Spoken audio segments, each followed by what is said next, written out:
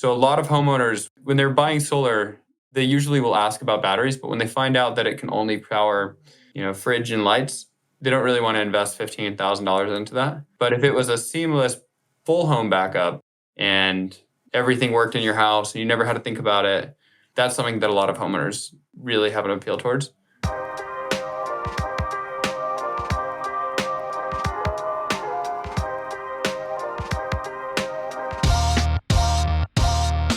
Welcome to the Construction Disruption Podcast, where we uncover the future of building and remodeling. I'm Todd Miller of Isaiah Industries, manufacturer of specialty metal roofing and other building materials. And today my co-host is Ethan Young, also of Isaiah Industries. Now, Ethan is always behind the scenes here, but today we pulled him out from behind the camera and the keyboard to be live and real. Welcome, Ethan. How you doing today? I'm doing pretty good, Todd. How about you? I'm doing real well. Today's been a great day, and I figure even if I have a bad day, at least I don't have to worry about going home at the end of a bad day and finding out that my wife has pooped on the bed. So I figure that that's always a positive thing. But, if it does happen, you might come out of it $13 million richer.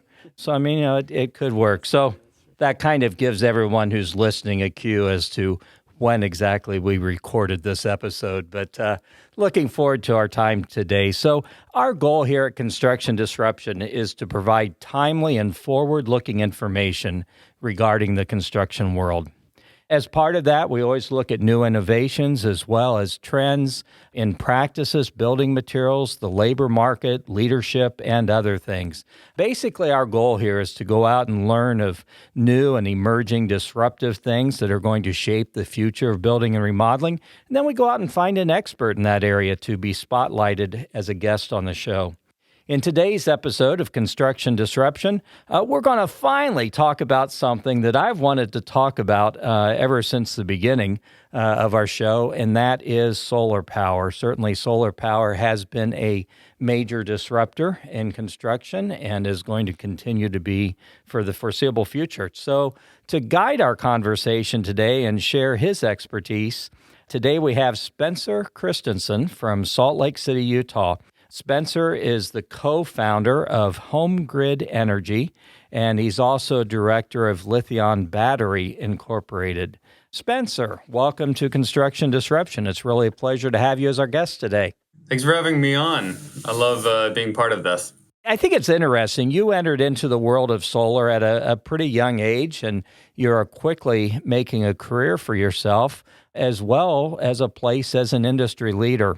Your education is engineering and manufacturing, so you could have gone into a zillion different directions. Why solar? Why now? What attracted you to this industry? I wanted to do environmental engineering, but they didn't have the degree. So I wanted to get into this space. My background as far as work was in sales. I live in Salt Lake. It's kind of mecca for salesmen.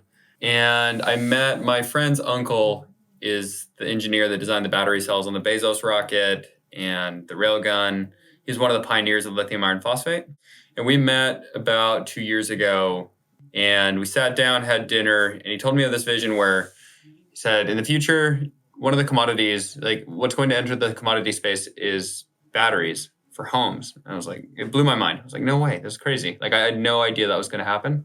And I knew solar was emerging, and I knew it was going to be the way we got out of fossil fuels. I had done a ton of research, and I didn't think that like nuclear or some other approaches were quite as viable as solar, but I didn't realize that the missing piece was going to be batteries.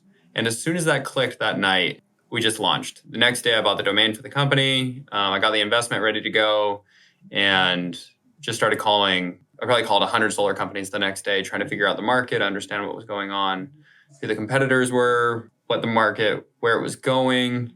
And then I moved out to California and just started knocking doors and figuring out what to do next. And, now we're a totally different company a couple years later. Very interesting. So you've gone through some metamorphosis, some change during that time. Well, tell us a little bit about HomeGrid Energy and Lithion Battery, and tell us the connection between the companies, what both companies do. Give us a picture of that. We were actually acquired. HomeGrid was part of Stored Energy Incorporated, and we had two sides there. We had the HomeGrid division and the grid box division. And grid box is, shipping containers, 480 volt. We're working with a lot of the utility companies to get cities off the grid, large commercial manufacturing sites. And then we have the HomeGrid, which is small commercial and residential. And we were acquired by Lithion last September. So Lithion is a global battery manufacturer. They do batteries, they have anywhere from Boston Dynamics robots to Disney rides. And now we're a growing part of their business portfolio. So we needed, these batteries aren't cheap, especially on the larger end. So we needed a really good partner on the manufacturing end to have the inventory to really achieve the goals that we wanted to. Sure, that makes a lot of sense. Well, tell us a little bit about HomeGrid Energy and the home use batteries, how someone might be able to use those and what it is that is drawing people to you. So to give a quick overview on the battery market and why it will enter the commodity space. So every day your solar produces from 8 a.m. to about 4 to 5 p.m. And most of the production is going to be from 10 a.m. to 2 p.m. But people aren't really consuming it that much in those hours. More people are working from home, working remote, but most of the consumption is in the afternoon and evening. When people come back from work, turn on their AC, all the kids are home from school. And so they have this thing where in a lot of cities, you pay more for your power in the afternoon. They call them peak rates. So it can be anywhere from, twice as much or even significantly more, 5 times more expensive. Like in Hawaii, it's extremely expensive during those peak hours. So the way you can offset that is you charge your battery off of your solar in the morning. And then it only takes an hour and a half to charge it. And then in the evening, instead of drawing from the grid, you draw from your battery. What they're seeing is you used to be able to sell your power back to the grid and buy it back for the same rate. But now you sell it for X amount and they'll sell it back to you in the evening for much more. So they'll sell you back your own power for way more.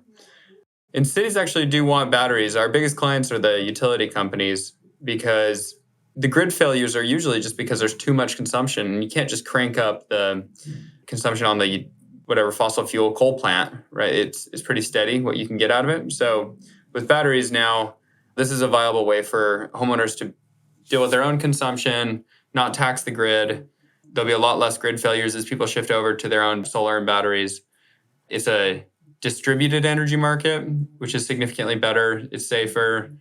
It's more reliable. So the big freeze, the snowpocalypse down in Texas, a lot of people realized for the first time that when the power shut off, even though they had really big solar arrays without a battery, solar doesn't work because they can't have your solar be sending power back into the grid with the grid down because it could shock the utility workers. So they make it mandatory that it shuts off.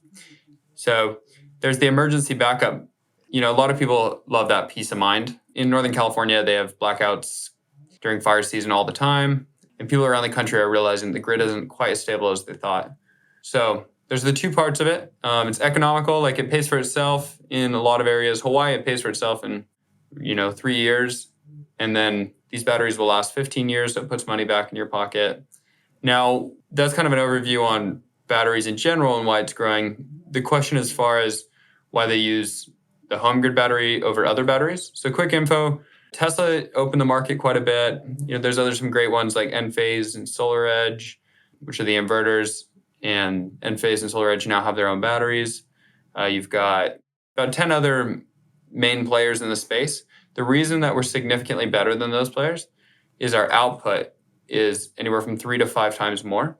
So a lot of homeowners, when they're buying solar, they usually will ask about batteries, but when they find out that it can only power, fridge and lights, they don't really want to invest $15,000 into that.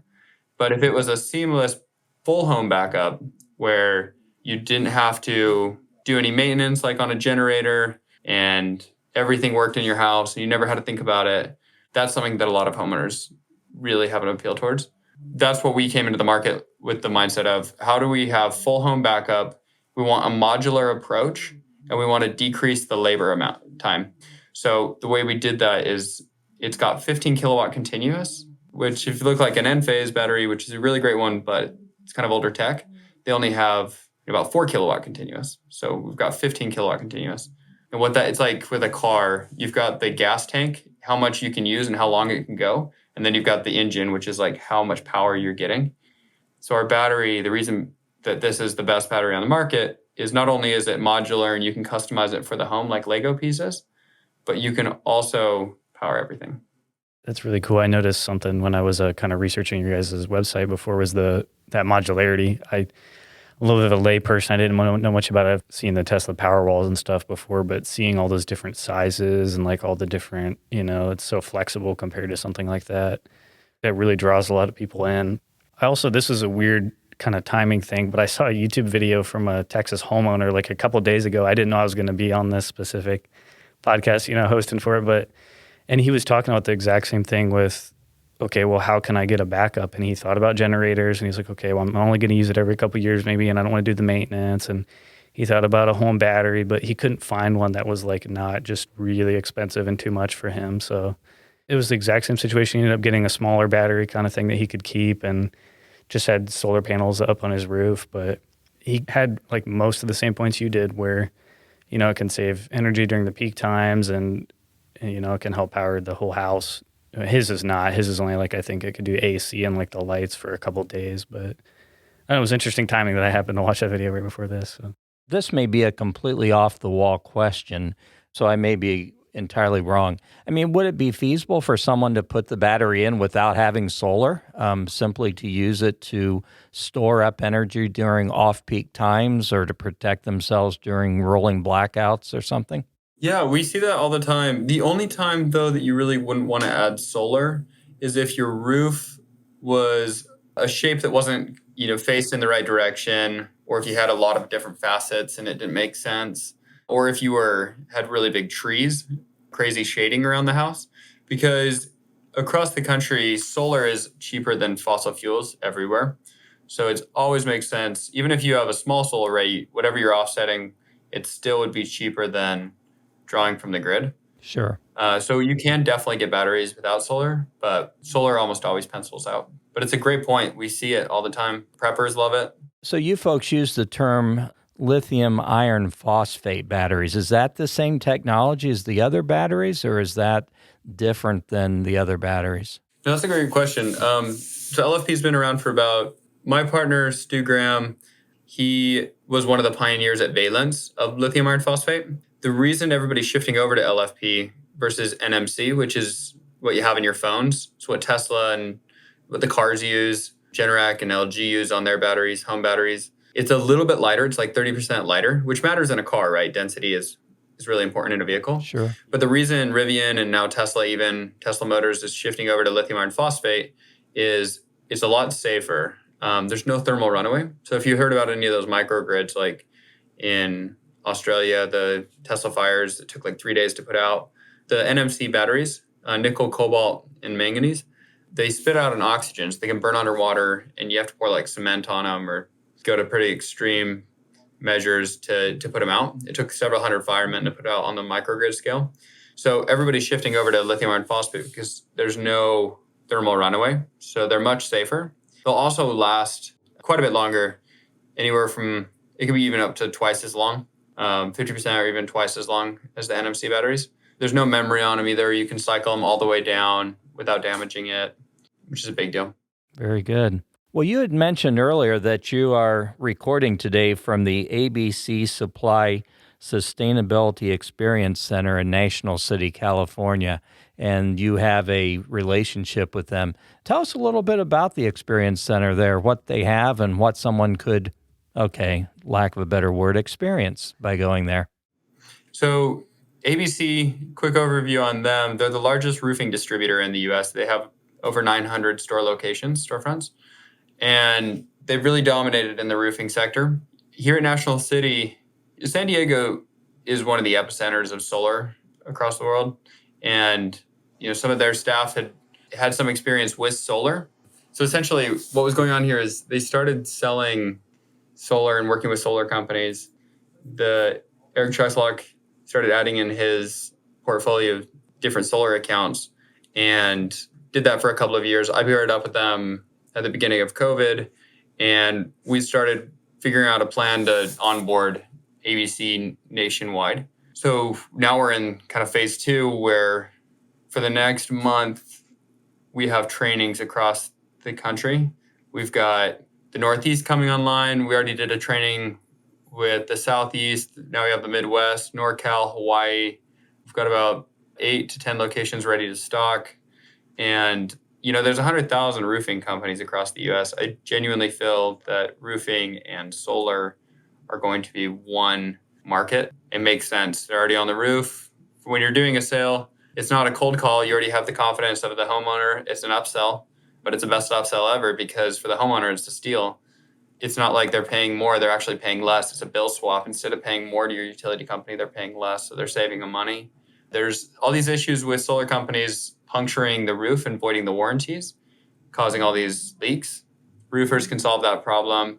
I think the price for solar will go down. It'll be a more efficient system. And I think it's going to disrupt the solar market by bringing in a massive influx of roofers into the market. ABC also delivers panels to the roof, which is good. I don't know if you've seen, but the solar guys right now have to carry all the solar panels to the roof, which is insane. It's a huge hassle. So having it delivered to the roof is going to ease the burden quite a bit. Roofers are really efficient, and they can do the roof, the rack, and the panel, and then sub out to an electrician to do all the hot work, or vertically integrate and get their license and do it themselves. It's interesting you bring that up. Years ago, even back in the 80s, we had made the comment that if you're in the roofing business, you're in the energy business. And back then, a lot of our focus was on how can we help save energy through a smart or cool roofing system. Right. But of course, we knew that eventually it was going to be production of energy that would be occurring up there as well. So we're right spot on with you on that point. I'm kind of curious. You kind of opened the door there. So what are your thoughts as, someone very experienced and knowledgeable in solar? What are your thoughts on integrated solar? And I'm sure ABC Supply is probably showing some variation of solar shingles, Certainty or somebody there. What are your thoughts on that versus traditional PV panels long term? I went to the roofing convention in New Orleans. I was one of the only renewable guys there. I saw Iron Ridge, one of the racking companies, but there really weren't any solar people there. I think next year it's going to be crawling with solar guys. And I went and checked out the Certainty portfolio because I wanted to see how do we do this, and they had their Apollo 2s. So I was interested. I'm doing the Apollo 2s on my dad's house. I had done a battery. I used his house. It's like a really nice house with a great backdrop. It's kind of like a test house so that I can invite people over and they can check it out. Mm-hmm. And we're doing the Apollo 2s there. The one issue that I see right now, the price point's not as aggressive. It's actually cheaper to do regular roof, rack, and panel. There are some kinks they're working out as far as the engineering. I do think it'll have its place, but for the next 5 years, it seems that rack and panel will be the predominant choice by far. Yeah, that's kind of where we're at. I mean, we think the future's there, but we've kind of so far been recommending traditional panels usually to folks. So back to your battery, something I wanted to ask earlier, and Ethan kind of alluded to it. What is the typical size of a battery if someone were putting it in their home, and where would be the ideal place to locate it? It may seem like a silly question, but I suspect most folks would wonder that. So the average homeowner consumes about 35 kilowatt hours a day. Solar will be offsetting about half of that. But again, most of the consumption's in the evening. So we size it. We've got some different sizing tools. It's usually about half the consumption you're going to want a battery for. So probably our 4-stack battery is the 19.2 kilowatt hour battery is the average size we see. Now, they're outdoor rated. We do see them on the side of houses. The best place is in the garage away from the elements. They'll last longer and it's more climate controlled. So you'll get better results out of your battery for longer. Very good. So, I mean, you're obviously really excited about the future of solar, and this is where you have staked your career. Is there anything you're seeing today as far as exciting work and development regarding the future of solar and things we might see coming down the pike? I'm the most excited about this ABC development. It's kind of my baby. It's like what I'm down here to help build out the training program for the different roofing companies as they get into solar. There've been 7 major attempts to bring roofers into solar, and I think the reason it hasn't happened until now, timing's a big part of it, but also I don't think the training was there. So we're trying to offset that and really have the training. So now they have their main distributor online, which is huge. They're going to have an ABC that's stocking solar. That's going to be a big part of it. They have different brands that they're used to, like Certainteed in the game. So there's brand familiarity. And now there's going to be this Jones effect that pops up where, roofers are coming into solar across the country and they will realize that it's easier than they thought, right?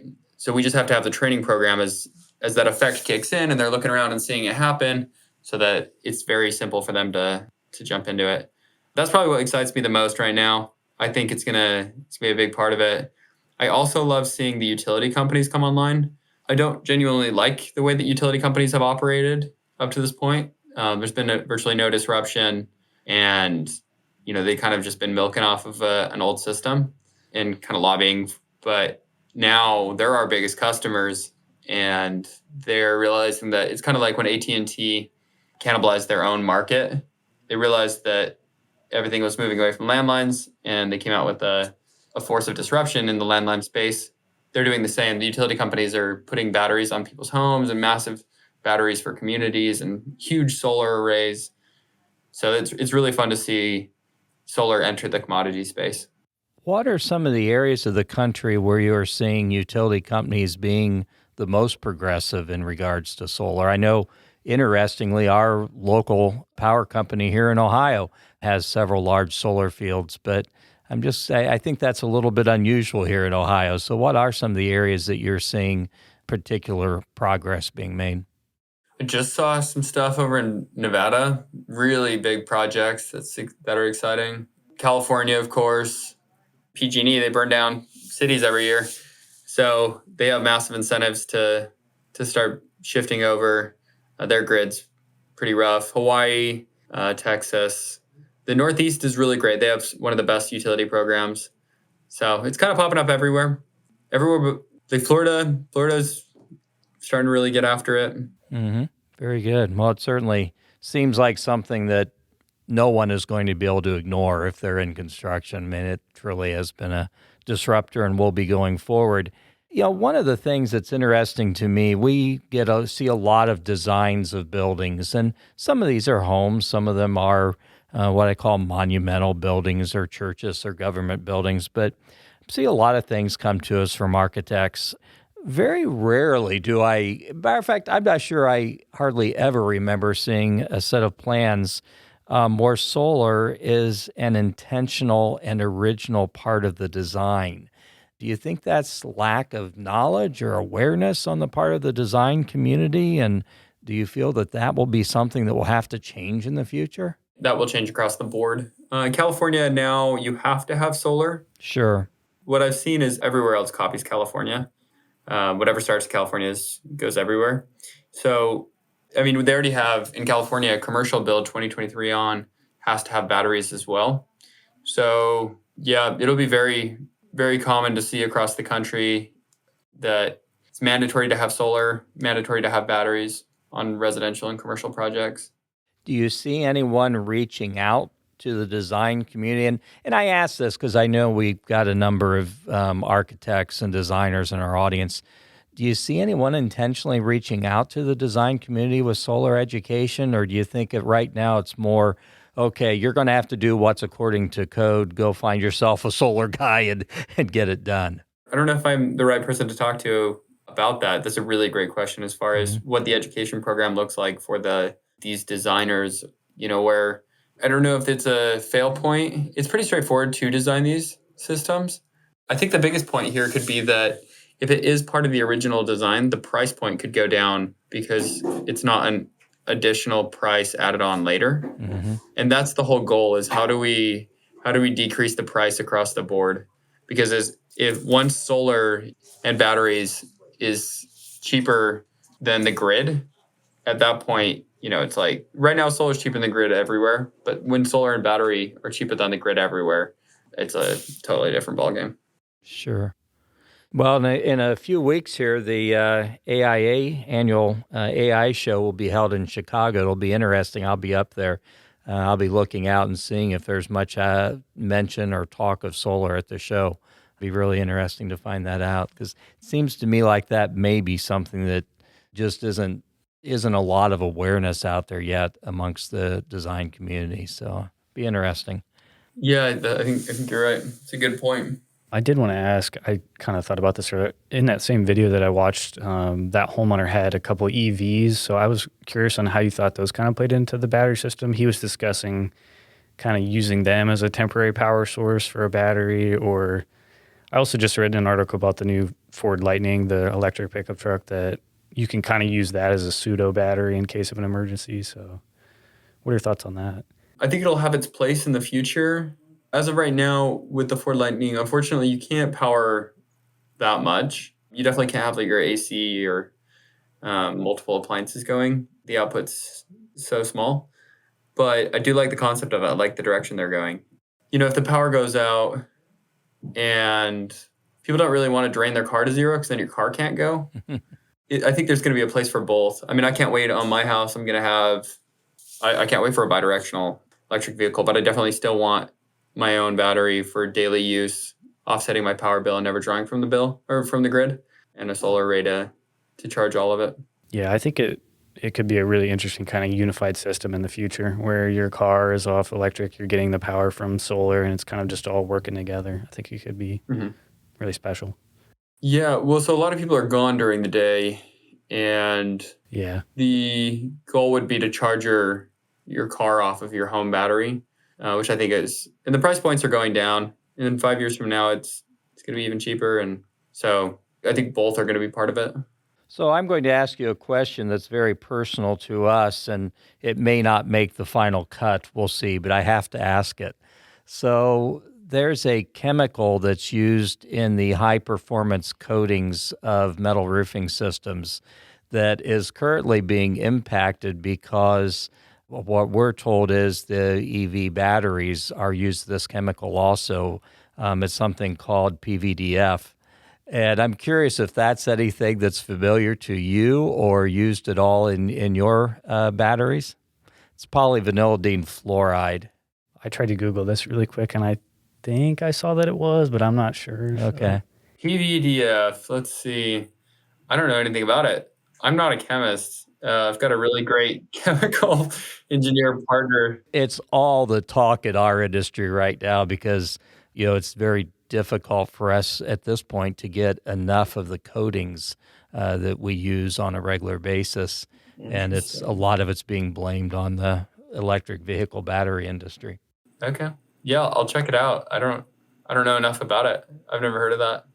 Another odd connection we have to this industry right now is a company is building in a town near us of about 20,000, building a plant that's supposed to employ about 1,300 making liners for EV batteries. So it's kind of interesting. We're going to see some major impact here in our own community as well. That's crazy. Yeah, it's going to be a big economic shift. What Warren Buffett said, deregulation of energy is the largest transfer of wealth in history. Mm-hmm. Somebody called me out and said that everybody says everything is going to be the largest transfer of wealth in history. So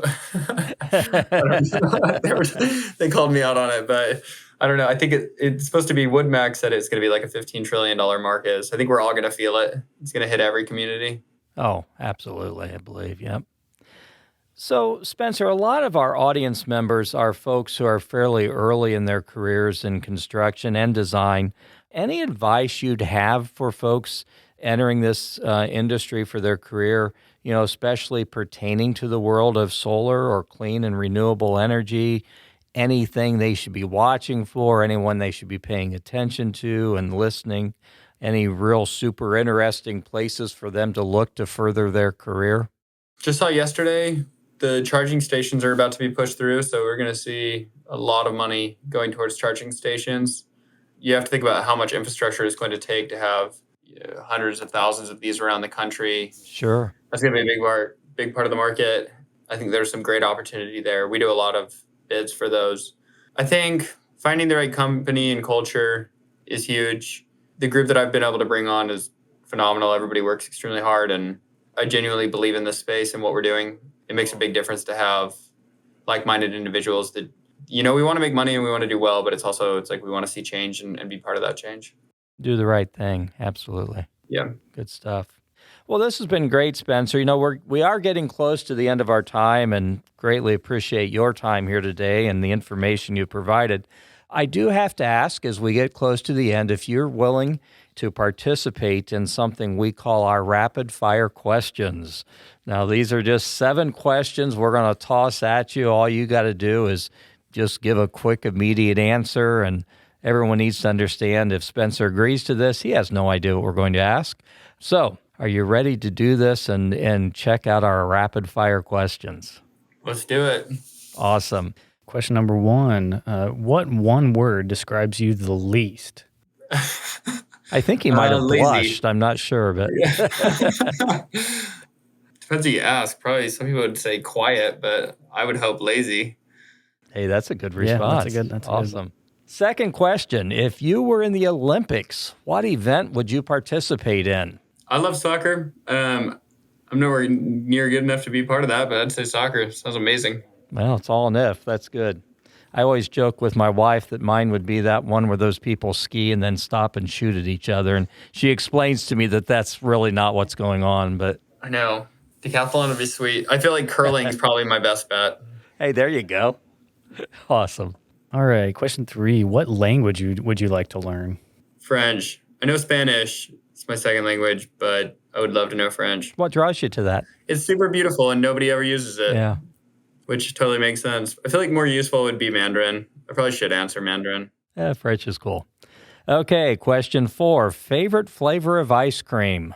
Chocolate. So probably like peanut butter chocolate. Yeah, when my wife was pregnant, that's what she craved was peanut butter chocolate ice cream. So I gained more weight than she did, but I got to eat peanut butter chocolate ice cream every night. I feel like the more words in there, the better. Like the more supreme chocolate. It's like peanut butter fudge chocolate supreme. All right, I got a serious one here. When you're dead and gone from this earth, what would you like to be remembered for? I feel like hitting net zero and animal conservation are the 2 things I really want to be part of the rest of my life. Very neat. Noble things. Good stuff. What is your favorite item that you have purchased in recent memory? Probably my car. I love my Subaru. I mean, I want to say like a mountain bike or skis, but I just use that thing every day. We go on adventures down climbing in southern Utah every weekend, and that thing hauls. So I love that. Subaru's done a nice job of both vehicles and their marketing. There's something special about what they've created there. Very cool. Yeah, it's like a cult following. Yeah. Last one. How long does it take you to get ready in the morning? I don't know if I really get ready. I just feel like I'm in that bachelor phase where it just is like, feel that. my hair. Yeah. feel that, Yeah, get ready, stay ready. Probably like, I don't know, 10 minutes. I'm like in that batch phase for sure. I admire that. That's awesome. I think I'm about 20 minutes. I think it increases the older you get.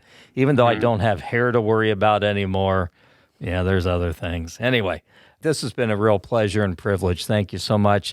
Is there anything we haven't covered today, Spencer, that you'd like to throw in here at the end? No, I think that was pretty thorough. I think this is a great podcast. I think you nailed it. This is construction talking about solar is my favorite thing right now. Well, it's crazy. Like I said, ever since we started this, I've wanted to have a solar expert on and finally made it happen. So, and we've always been so far ahead on our recordings and our schedule and stuff. So, again, been great to have you. Thank you. If folks want to get in touch with you, what's the best way for them to do that?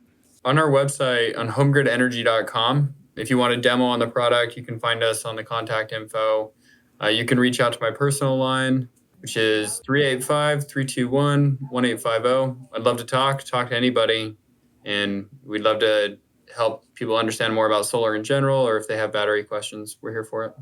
Great. And we'll put your information there in the show notes. And that was something that when I first came across you, I could tell that you were someone who was just passionate about what you're doing and happy to talk with anyone and spread the word and spread the education. So kudos to you. That's fantastic. Thank you. Yeah, no, I think some really great people have come before us and kind of paved the way for this. Now it's our time to really get this change to happen.